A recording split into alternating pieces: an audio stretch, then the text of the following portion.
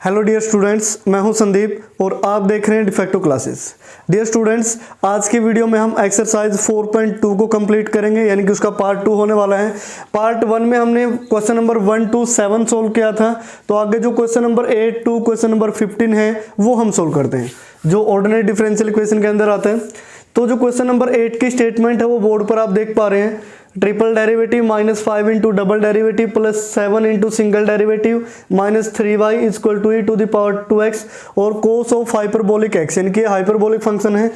तो यहाँ से सबसे पहले इसकी सिंबॉलिक फॉर्म में चेंज कर लेते हैं। तो फर्स्ट स्टेप हमारा क्या होगा, the symbolic form of the given equation.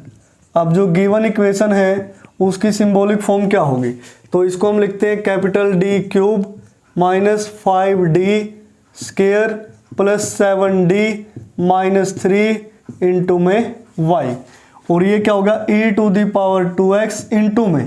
अब कोस हाइपरबोलिक x की वैल्यू क्या होती है, e to the power x plus e to the power minus x और कंप्लीट के डिवाइड में 2। तो इस तरीके से हम लिख सकते हैं अभी। तो ये सिंबॉलिक फॉर्म हुई।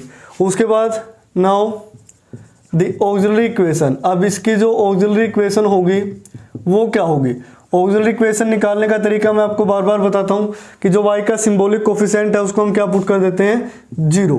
तो d cube minus 5D square plus 7D minus 3 is equal to 0। अब ये एक क्यूबिक इक्वेशन आ चुकी है अभी, और डायरेक्टली हम इसके फैक्टर नहीं कर सकते, तो इसको हम इक्वेशन 2 मान लेते हैं। ये है जो वो इक्वेशन फर्स्ट है, क्लियर। तो यहाँ हम लिखेंगे using heat and trial method. अब आप कौन सा मेथड यूज करोगे, हीट एंड ट्रायल मेथड, जो क्लास 9 से आप यूज करते आ रहे हैं। तो हम पुट कर लेते हैं, put d is equal to 1। जब d को आप 1 पुट करोगे तो 1 और 7 8 माइनस 5 माइनस 3 माइनस 8, ये क्या हो गया 0। दिस मीन्स यहाँ से क्या हुआ, इक्वेशन 2 बिकम्स 0। अब ये क्या होगी, इक्वेशन 2 0 होगी। देन तो अब क्या होगा कि जो d माइनस 1 है is the factor of equation 2। तो इक्वेशन 2 का ये क्या बनेगा, फैक्टर बनेगा अभी। तो d माइनस 1 से हम इस इक्वेशन को डिवाइड करेंगे, तो इसको मैं अलग से डिवाइड करके आपको दिखा देता हूँ। ये होगा d cube minus 5D square plus 7D minus 3। तो d माइनस 1 से आपने ऐसे डिवाइड करना है, तो ये d स्क्वायर पे जाएगा, जल्दी जल्दी करते हैं, d क्यूब हो गया और उसके बाद माइनस का d स्क्वायर हुआ, कैंसल आउट किया, ये पॉजिटिव हो गया, minus 4D square plus 7D minus 3। तो अब जाएगा माइनस 4D पे, तो माइनस 4D स्क्वायर हो गया प्लस का क्या हो गया 4D, तो ये कैंसिल, ये नेगेटिव 7 माइनस 4 3D माइनस 3। तो प्लस के कितने पे जाएगा 3 पे, 3 पे जाएगा तो ये 3D माइनस 3 कैंसिल आउट होके क्या होगा 0। तो इसको हम क्या लिख सकते हैं देन, या फिर इस तरीके से लिखोगे, नाउ d माइनस 1 और ये क्या बनेगा d square minus 4D plus 3 is equal to 0। तो हम इसको इक्वेशन 2 को इस तरीके से लिख सकते हैं। अब ये लीनियर और क्वाड्रेटिक में चेंज होगी, तो लीनियर तो एज इट इज, और क्वाड्रेटिक के दोबारा फिर आप फैक्टर करोगे, मल्टीप्लाई 3 आनी चाहिए, एडिशन क्या आनी चाहिए 4। तो माइनस 3 और माइनस 1 हुआ, तो d स्क्वायर माइनस d और माइनस 3D और प्लस 3, क्लियर, इक्वल टू 0। तो यहाँ से d माइनस 1, अब d कॉमन लोगे तो यहाँ से वैल्यू क्या बचेगी d माइनस 1, और फिर यहाँ से माइनस 3 कॉमन लेना पड़ेगा, तो वैल्यू क्या बनेगी d माइनस 3 इक्वल टू 0। तो ये 3 फैक्टर हो गए, क्यूबिक इक्वेशन है तो 3 वैल्यूज आनी चाहिए। दिस मीन्स यहाँ से जो d की वैल्यू आई वो क्या आई 1, 1 और 3, क्लियर। अब तो जो इसके रूट है, now the root of the equation, the roots of the equation are real and repeated. ये क्या है, रियल और रिपीटेड रूट है।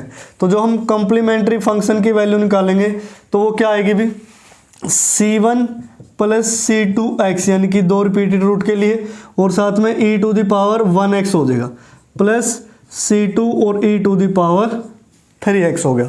तो ये आया हमारा कॉम्प्लीमेंट्री फंक्शन। अब हमें निकालना है पर्टिकुलर इंटेग्रल। अब पर्टिकुलर इंटेग्रल का क्या तरीका बताया था वो आपको याद होना चाहिए भी।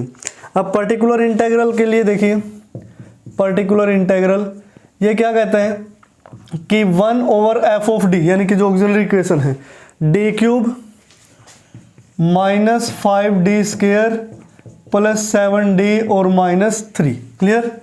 और इनटू में ये वाली स्टेटमेंट, जब आप यहाँ मल्टीप्लाई करोगे e⁻²x की e⁻x के साथ करोगे तो e⁻3x और बाय में क्या आएगा 2, तो e⁻3x और डिवाइड में यहाँ लिख सकते हैं आप 2 मल्टीप्लाई में।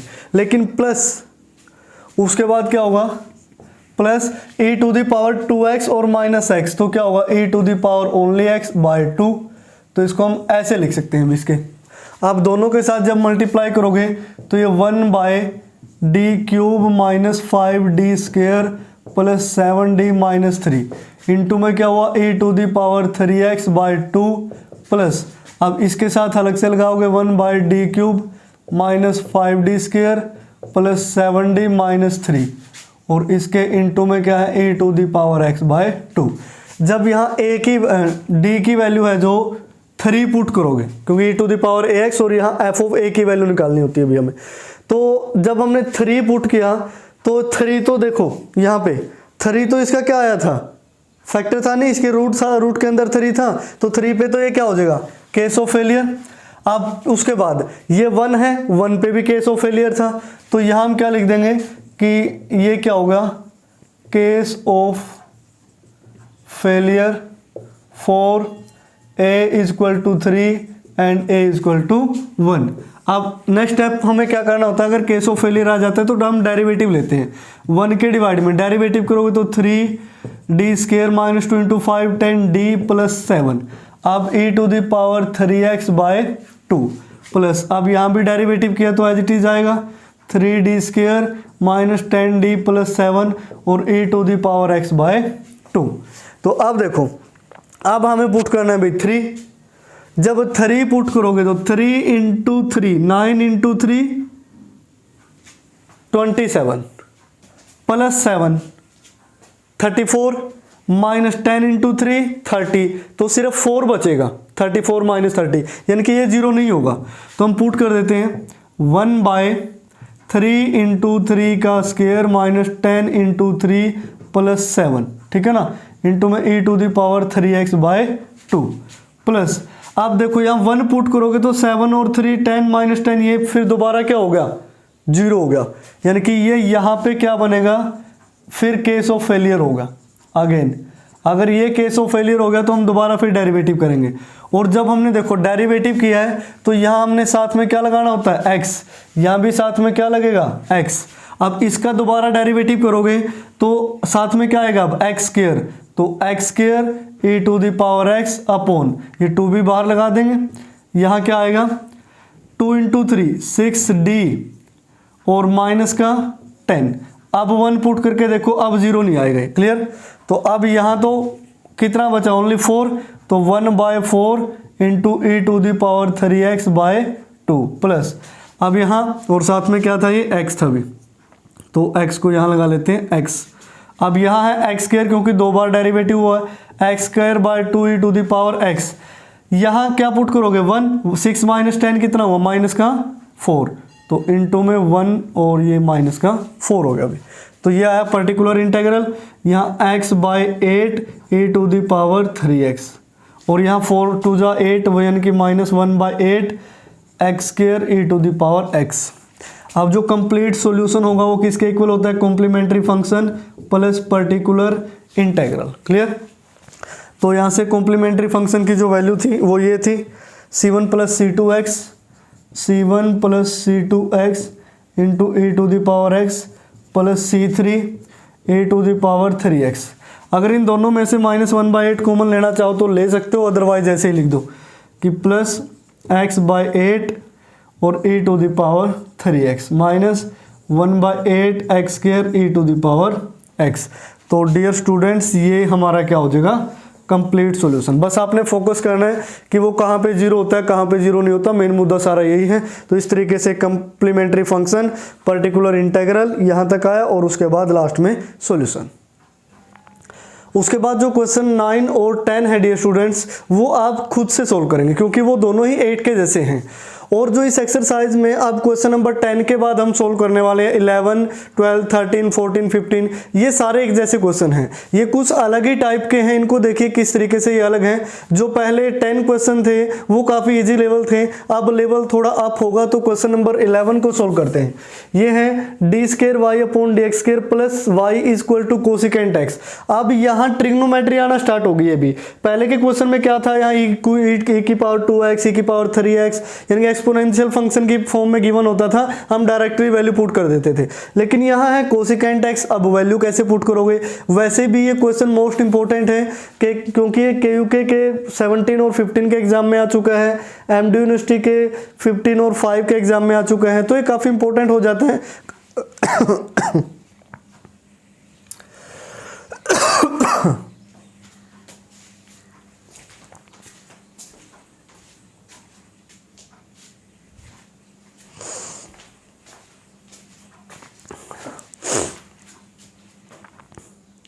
उसके बाद जो क्वेश्चन 9 और 10 है डियर स्टूडेंट्स, वो आप खुद से कंप्लीट करेंगे क्योंकि वो दोनों ही क्वेश्चन नंबर 8 के जैसे हैं। अब इस एक्सरसाइज के दो लेवल हैं, एक तो क्वेश्चन नंबर 1 to 10 जो सारे लगभग क्वेश्चन एक जैसे थे। अब जो क्वेश्चन नंबर 11 to 15 है, लास्ट के 5 क्वेश्चन हैं, वो काफ़ी डिफरेंट है भी क्वेश्चन नंबर 1 to 10 से। उनका एक अलग ही लेवल है, लेवल थोड़ा अप होगा। अब जो बाकी थ्योरम्स इसके इंट्रोडक्शन में हमने पढ़ी थी उनका हम यूज़ करेंगे। अब वो किस तरीके से होगा वो देखिए। अब हम यहाँ जो क्वेश्चन नंबर 11 है इसको सोल्व कर रहे हैं। ये वैसे भी इंपॉर्टेंट है क्योंकि ये KUK के 17 और 15 के एग्जाम में आ चुका है, MDU के भी 15 और 5 के एग्जाम में आ चुका है भी, यानी कि वो क्वेश्चन वैसे इंपॉर्टेंट हो जाते हैं जो प्रीवियस एग्जाम में रिपीट हो चुका हो। तो यहाँ से देखिए जो स्टेटमेंट है वो है d² y/dx² plus y equal to cosecant x। अब स्टेटमेंट से ही हमें पता लग रहा है भी कुछ अलग होने वाला है, क्योंकि देखिए जो 1 to 10 की स्टेटमेंट थी, यहाँ राइट साइड में आपको क्या मिलता था, e की पावर 2x, e की पावर 3x, e की पावर x, इस टाइप से गिवन था। तो e की पावर जैसे 2x था तो हम उस 2 को a पुट कर देते थे पर्टिकुलर इंटीग्रल के केस में। तो अब यहाँ है कोसिकेंट x। अब आपके माइंड में पहला क्वेश्चन ये आ रहा होगा, सर हम इसमें क्या पुट करेंगे, क्योंकि एक्सपोनेंशियल तो है ही नहीं, ये तो क्या है ट्रिग्नोमेट्रिक फंक्शन। तो आइए देखते हैं इसको क्वेश्चन नंबर 11 को कैसे सॉल्व होगा। तो जो फर्स्ट स्टेप हमारा सेम रहेगा, सिंबॉलिक फॉर्म में हमें इसको चेंज करना है। This symbolic form of the equation is, अब जो सिंबॉलिक फॉर्म बनेगी वो क्या है, ये कैपिटल d² प्लस ये 1 हुआ और साथ में क्या है y, क्योंकि यहां से तो 1 बचेगा ना जब y कॉमन ले लोगे, इक्वल टू क्या आया कोसिकेंट x। क्लियर। अब जो इसकी ऑक्सिलरी इक्वेशन बनेगी, ऑक्सिलरी इक्वेशन इज, वो क्या बनेगी d² प्लस 1 इक्वल टू 0। अब d² प्लस 1 इक्वल टू 0 है तो d² की वैल्यू क्या आएगी -1, तो d की वैल्यू -1 का under root, this means plus minus iota आ सकता है, या फिर आप इसको ये भी लिख सकते हो d इक्वल टू भी 0 plus iota comma 0 minus iota. अब आपको लग रहा है सर ऐसा क्यों लिखा, 0 लगाने से क्या होगा। अब जो इसके रूट हैं वो क्या हैं, इमेजिनरी हैं और डिफरेंट है। ये अल्फा प्लस आयोटा बीटा की फॉर्म में है, ये अल्फा माइनस आयोटा बीटा की फॉर्म में है। यहाँ जो अल्फा है वो 0 है और जो बीटा है वो 1 है, इसका ध्यान रखना, ये यूज होगा। अब इसका जो कॉम्प्लीमेंट्री फंक्शन बनेगा भी, कॉम्प्लीमेंट्री फंक्शन वो क्या होता है, e to the power alpha x, alpha की वैल्यू क्या है 0 और x इनटू में c1 cos beta x, cos beta x करोगे तो बीटा की तो वैल्यू क्या है 1, तो कोस x प्लस c2, अब क्या होगा sign beta x, sign beta की वैल्यू क्या है 1, तो ये क्या हुआ साइन x। इस वजह से मैंने अल्फा और बीटा इस तरीके से आपको दिखा दिया था कि आपको याद रहे कि सॉल्यूशन क्या होता है, ये हम प्रीवियस लेक्चर में पढ़ चुके हैं। उसके बाद अब हमें क्या निकालना है, पर्टिकुलर इंटीग्रल। अब पर्टिकुलर इंटीग्रल निकालने के लिए जो प्रोसीजर है वो ये है। हम किस तरीके से निकालते हैं, 1/f(d) क्या है, डी स्केयर प्लस 1, तो ये डी स्केयर प्लस 1 इंटू में क्या आएगा, कोसिकेंट एक्स। क्लियर। तो अब हम इसको इस तरीके से लिख लेते हैं, ये जो हमें प्लस का 1 ही चाहिए तो इसको मैं ये बना लेता हूं माइनस में आयोटा स्केयर, क्योंकि आयोटा स्केयर की वैल्यू क्या होती है, माइनस माइनस माइनस प्लस, ये क्या हो जाएगी 1 हो जाएगा। ठीक है ना। तो अब इसको मैं फैक्टराइज करके लिख लेता हूं, ए स्केयर माइनस बी स्केयर है तो डी माइनस आयोटा और डी प्लस आयोटा। क्लियर। और इनटू में क्या है, कोसिकेंट एक्स। ठीक है ना। अब उसके बाद देखिए, अगर मैं इसको इस तरीके से लिखूं कि 1/2 आयोटा अपॉन इंटू में 1/d minus iota minus 1/d plus iota, तो ये गलत नहीं होगा।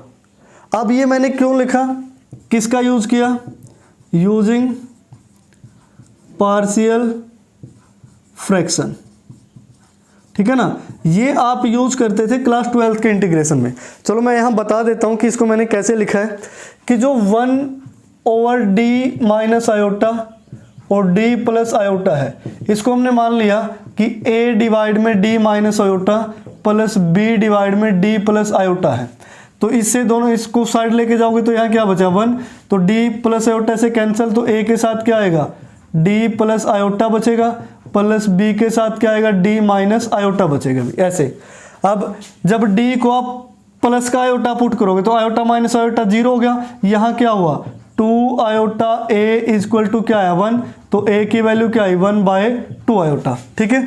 अब a की वैल्यू निकल चुकी है, b की वैल्यू चाहिए तो d को माइनस का आयोटा पुट कर लो, माइनस आयोटा पुट करोगे ये 0, माइनस माइनस ये क्या हुआ, -2 आयोटा b इक्वल टू क्या है 1, तो b की वैल्यू क्या है -1/2 आयोटा। अब वैल्यू पुट कर देते हैं, a के डिवाइड में यानी कि 1/2 आयोटा थी a की वैल्यू, वो क्या आएगा d minus iota, minus b की वैल्यू क्या थी 1/2 आयोटा, और इसके डिवाइड में क्या था d प्लस आयोटा।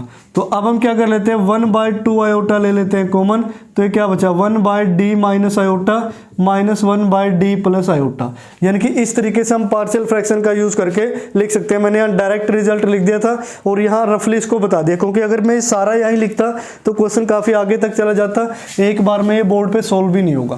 क्लियर। तो इतना हमने लिख लिया अभी। उसके बाद अब मेन मुद्दा ये आता है कि हम कोसिकेंट एक्स की मल्टीप्लाई कर देते हैं, वो कोसिकेंट एक्स तो यहाँ लिखा ही नहीं, तो यहाँ साथ में क्या है कोसिकेंट एक्स। ठीक है ना। इस पार्शियल फ्रैक्शन के चक्कर में कोसिकेंट एक्स भूल गए, अगर ये भूल जाते तो बस सारा क्वेश्चन चला जाता हाथ से। तो 1/2 आयोटा, ये क्या आएगा 1/d minus iota, d minus iota, और यहाँ क्या आएगा कोसिकेंट एक्स। क्लियर। उसके बाद -1/d plus iota cosecant x. Clear. तो यहाँ तक आ गया ये पर्टिकुलर इंटीग्रल, क्योंकि इसी में टाइम लगना है बस, कॉम्प्लीमेंट्री फंक्शन तो जल्दी ही निकल गया था। तो अब पर्टिकुलर इंटीग्रल, ये 1/2 आयोटा एज इट इज, तो 1/2 आयोटा अपॉन ये क्या है 1/d minus iota cosecant x, इसको मैं लिख सकता हूँ e to the power iota x integral e to the power minus iota x into cosecant x dx।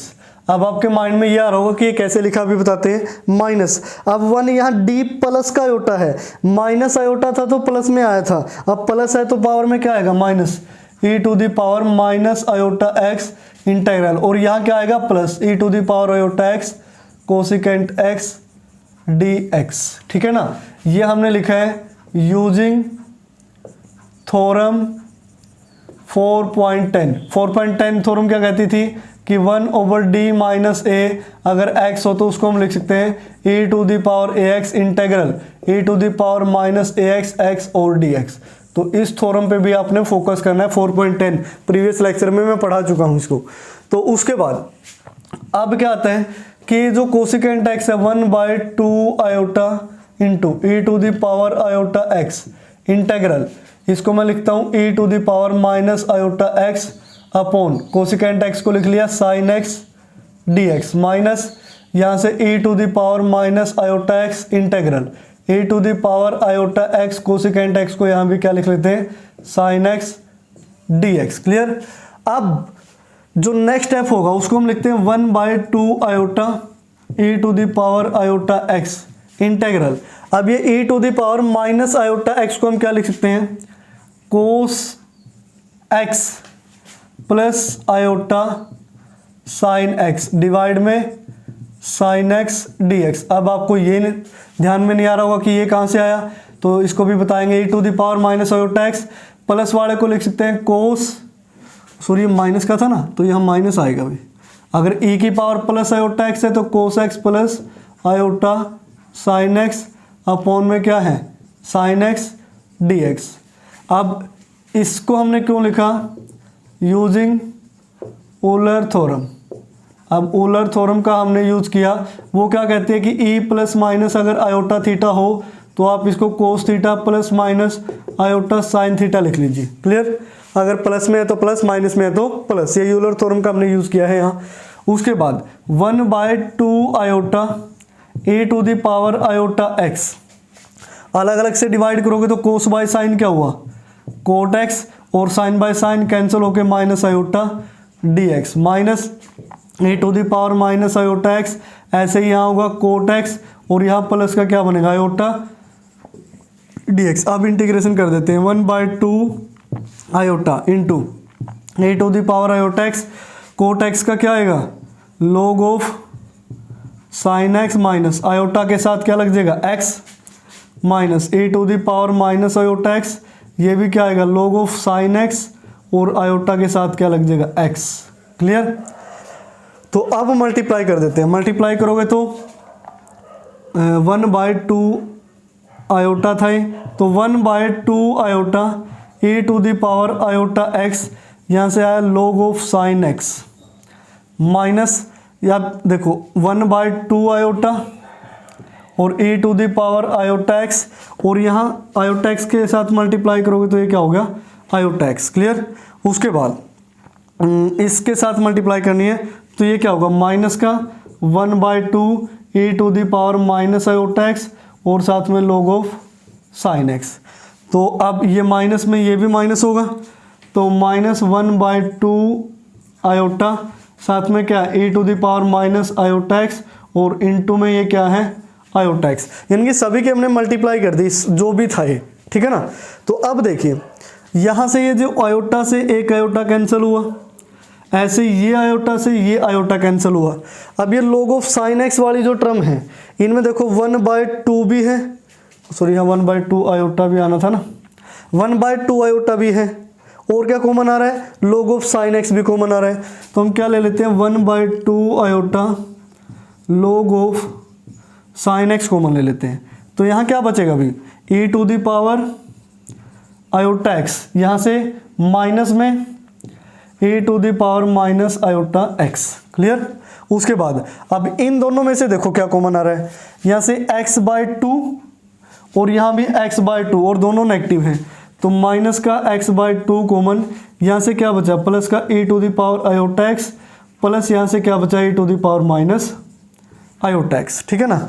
अभी हम ये इस तरीके से करते हैं कि जो 1/2 आयोटा यहाँ मल्टीप्लाई में है इसको यहाँ लगा लेते हैं 1/2 आयोटा। बात तो एक है ना, लॉग ऑफ साइन एक्स की इसके साथ मल्टीप्लाई थी और ये डिवाइड हमने यहाँ लगा लिया। जैसे यहाँ x/2 लिखा है तो इस 2 को हम यहाँ लगा लेते हैं भाई, x/2 को हम यहाँ लगा लेते हैं, या फिर इसको आप इस तरीके से लिखो, हाँ चलो यहीं से हो ही जाएगा। 1/2 आयोटा था, ये आयोटा एक्स था, आयोटा से आयोटा कैंसिल हुआ। तो अब यहाँ से देखिए ये हुआ लॉग ऑफ साइन एक्स। अब इस ब्रैकेट की जो वैल्यू होती है A to the power iota X minus A to the power minus iota x upon 2 iota, इसको हम लिख सकते हैं साइन एक्स भी, ठीक है ना। और माइनस एक्स, ये प्लस वाले को हम लिख सकते हैं कोस एक्स। क्लियर। तो ये क्या है, पर्टिकुलर इंटीग्रल हो गया बिल्कुल लास्ट में। अगर आप चाहें तो यहां तक भी छोड़ सकते हैं। अब उसके बाद कंप्लीट सॉल्यूशन क्या होगा, कॉम्प्लीमेंट्री फंक्शन, यानी कि कॉम्प्लीमेंट्री फंक्शन तो स्टार्टिंग में ही आ गया था यहाँ पे। तो e to the power 0x यानी कि तो 1 है, तो ये क्या बना c1 cos x, c1 cos x plus c2 sine x plus, अब साइन एक्स पहले लिख लेते हैं, ऐसा लगता है कि log के एंगल में 2 साइन एक्स है, तो sine x into log of sine x minus x cos x. तो ये हुआ हमारा कंप्लीट सॉल्यूशन। तो 11th क्वेश्चन इस वजह से अलग था कि इसमें काफ़ी सारे थ्योरम का यूज़ हुआ। यहाँ तो हमने पार्शियल फ्रैक्शन का यूज़ किया, वहाँ पे थ्योरम ये जो 4.10 का यूज़ किया, उसके बाद यूलर थ्योरम का यूज़ किया, और उसके बाद सोन हमने लास्ट में क्या निकाला, सॉल्यूशन। उसके बाद जो नेक्स्ट क्वेश्चन नंबर 12 और 13 है डियर स्टूडेंट्स, वो भी क्वेश्चन नंबर 11 के जैसे ही है। जो अभी हमने क्वेश्चन नंबर 11 किया था, सारा का सारा प्रोसीजर वैसा ही रहेगा कि स्टार्टिंग में हमने क्या किया कि सिंबॉलिक फॉर्म, फिर ऑक्सिलरी इक्वेशन, फिर कॉम्प्लीमेंट्री फंक्शन, फिर पार्शियल फ्रैक्शन से उनको अलग किया, फिर थ्योरम 4.10 का यूज किया, और फिर यूलर थ्योरम का यूज किया, उसके बाद लास्ट में पर्टिकुलर इंटीग्रल, और फिर कंप्लीट सॉल्यूशन। इसी तरीके से क्वेश्चन नंबर 12 और 13 बिल्कुल डिट्टो एज इट इज है, स्टेटमेंट चेंज है। क्वेश्चन नंबर 11 को सामने रखिए और 12 13 को सोल्व कर दीजिए, तो ये स्टेप्स होंगे। जो क्वेश्चन नंबर 14 है वो थोड़ा सा अलग है, हम इसको सोल्व कर लेते हैं। अब वो अलग भी क्या है, क्योंकि इसमें पार्शियल फ्रैक्शन वगैरह हमें नहीं करनी पड़ेगी।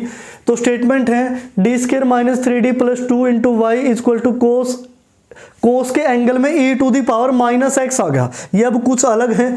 तो यहां से देखिए जो सिंबॉलिक फॉर्म है ऑलरेडी हमें गिवन है, तो हम यहां लिख सकते हैं दिस सिंबॉलिक फॉर्म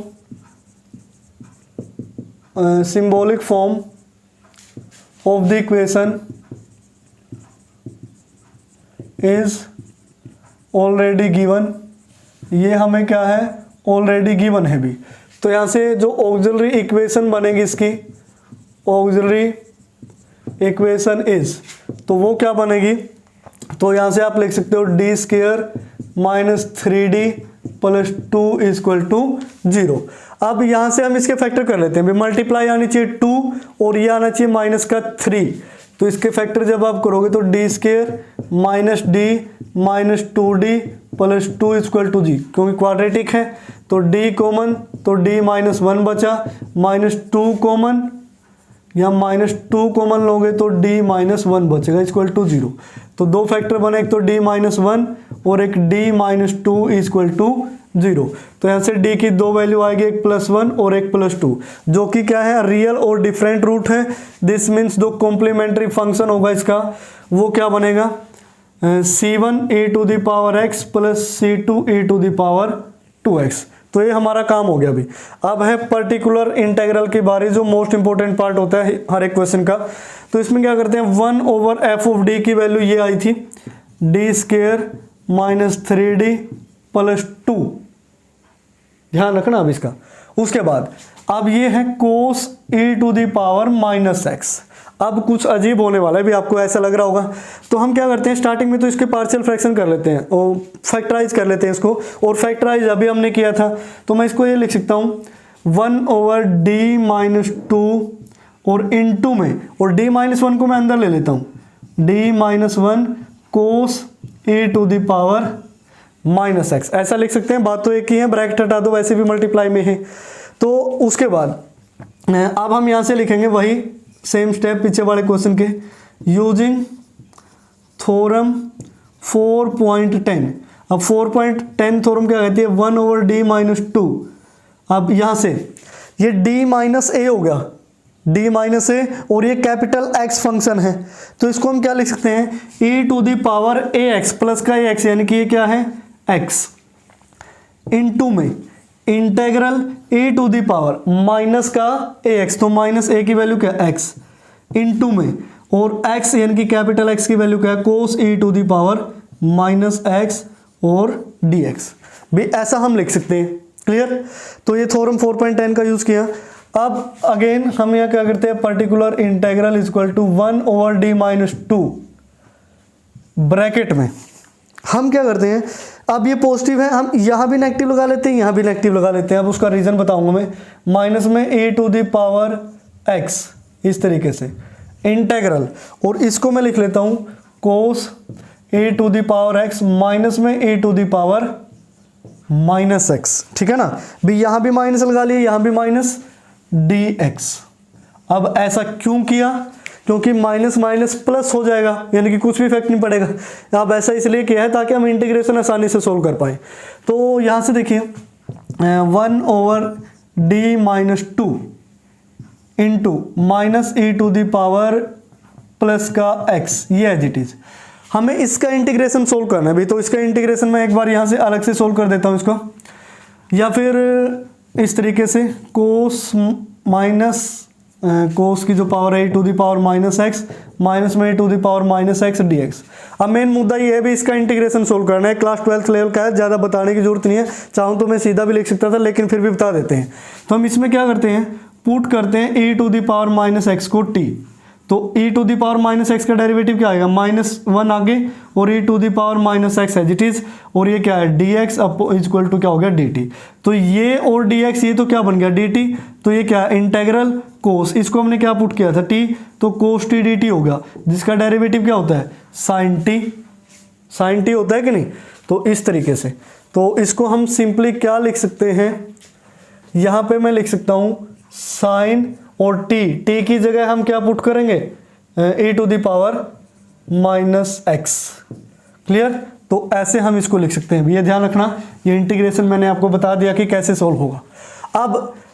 अब ये थ्योरम क्या है 1/d-2, अब ये पूरा का पूरा क्या होगा, ये जो ब्रैकेट के अंदर लिखा है ये कैपिटल X का काम करेगा।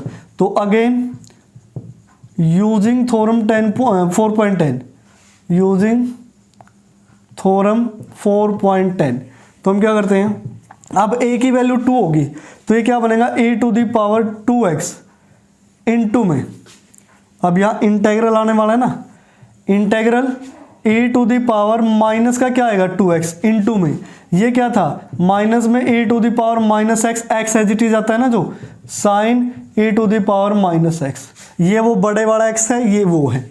तो अब यहाँ से देखिए e⁻²x इंटेग्रल e⁻−2x, और सॉरी ये प्लस x था ना, यहाँ प्लस x था, तो -2x और प्लस x, तो क्या बची नेगेटिव पावर बची, तो माइनस भी है e⁻−x साइन e⁻−x, और ये यहाँ क्या होगा dx भी लगा लेना भी। जब आप इसका इंटीग्रेशन करोगे, इसका जब इंटीग्रेशन करोगे तो सेम वही मुद्दा कि e⁻−x को क्या आप पुट करना आपने t, तो माइनस में e⁻−x dx, तो क्या हो गया dt, ये क्या बनेगा sin t, और sin t का इंटीग्रेशन क्या होता है माइनस कोस t, तो माइनस और ये ये 2x, इसका तो कोई रोल ही नहीं है, और कोस t, और t किसको पुट किया था e⁻−x को भी। क्लियर, तो ये आया हमारा पर्टिकुलर इंटीग्रल। अब जो कंप्लीट सॉल्यूशन होगा वो क्या होगा, कॉम्प्लीमेंट्री फंक्शन ये था जो c1 e⁻x plus c2 e⁻2x, particular integral minus e⁻2x और कोस e⁻−x। अब देखो क्वेश्चन थोड़ा सा अलग था कि नहीं, अब इसमें हमने पार्शियल फ्रैक्शन वगैरह यूलर थ्योरम वगैरह कुछ भी यूज़ नहीं की, बस ये थोड़ा सिंपल हो गया, लेकिन इंटीग्रेशन थोड़ा अलग था इसमें, तो इस चीज़ का आपने ध्यान रखना है। तो जो 12, 13 थे वो 11th लेवल के क्वेश्चन हैं, 14 मैंने आपको करवा दिया है, और जो क्वेश्चन नंबर 15 है वो ऑलरेडी आपकी एक थ्योरम है जो मैंने प्रीवियस लेक्चर में करवा दी गई है। तो यहाँ से जो आपकी एक्सरसाइज है वो होती है फिनिश, ठीक है ना। तो जो क्वेश्चन मैंने छुड़वाए हैं वो एक बार आप ट्राई जरूर करें, काफ़ी अच्छे क्वेश्चन हैं, 2 क्वेश्चन अच्छे लेवल के हैं, 2 क्वेश्चन इजी लेवल के हैं। अगर वो आपसे बिल्कुल भी सोल्व ना हो तो आप डिस्क्रिप्शन बॉक्स चेक कर लेना, वहाँ से आपके वो सोल्व हो जाएंगे, ये मैं गारंटी देता हूँ। क्लियर, क्योंकि वहाँ PDF मिल जाएगी ना आपको। तो इस तरीके से आज हमने 4.2 एक्सरसाइज कंप्लीट की। नेक्स्ट वीडियो में मैं आपके लिए लेके आऊँगा 4.3 के जो इंट्रोडक्शन है उसको हम पढ़ेंगे, और फिर नेक्स्ट एक्सरसाइज। तो इस तरीके से धीरे धीरे आगे हम बढ़ रहे हैं, तो बने रहिए डिफेक्टो क्लासेस के साथ। वीडियोस को कंप्लीट जरूर देखा करें, ये नहीं कि आपने क्वेश्चन फर्स्ट देखा चलो रहने दे तो सारे एक जैसे हैं और फिर आप क्वेश्चन निकालते नहीं। अब क्वेश्चन हर आपने सोल्व करने हैं, चाहे वो कोई भी एक्सरसाइज हो, कोई भी मैथ हो, एनटीटी हो, ओडी हो या फिर वेक्टर कैलकुलस हो, तो सारे आप सोल्व किया करो। क्लियर, यानी कि हम सिर्फ एक क्वेश्चन से पूरी एक्सरसाइज नहीं लगा सकते, भी एक हो गया तो सारी एक्सरसाइज होगी। एग्जाम्पल पे भी आप फोकस किया करो। अगर आपके कोई भी डाउट रहते हैं एक्सरसाइज से रिलेटेड है, या कोई एग्जाम्पल आपको समझ में नहीं आ रहा, कोई थ्योरम आपको समझ में नहीं आ रही, तो नीचे आप कमेंट बॉक्स में लिख दिया करें, ताकि मैं उसको अगली जो वीडियो है उसमें डाल सकूँ, या फिर स्पेशल उसके लिए कोई वीडियो बना देंगे। और तो क्या ऑप्शन है भी हमारे पास। तो अगर आपको वीडियो पसंद आती है तो वो आप लाइक कर दिया करें, कमेंट करें एक नीचे, और अपने दोस्तों तक शेयर करें जो आपके साथ पढ़ते हैं, ताकि सभी की हेल्प हो। क्योंकि क्या होता है कि ज़्यादातर स्टूडेंट ट्यूशन वगैरह नहीं रख पाते, तो हम फ्री ऑफ कॉस्ट पढ़ाते हैं, कोई पैसा नहीं है। हर एक वीडियो के नीचे PDF सॉल्यूशन वगैरह सारी, हर एक कमेंट का जवाब मैं देता हूं। तो हम कोशिश करते हैं कि बिना पैसा लगाए हम ज़्यादा से ज़्यादा स्टूडेंट्स को पढ़ा सकें। तो आज की वीडियो में फ़िलहाल इतना ही। बने रहिए डिफेक्टो क्लासेस के साथ। We'll be right back.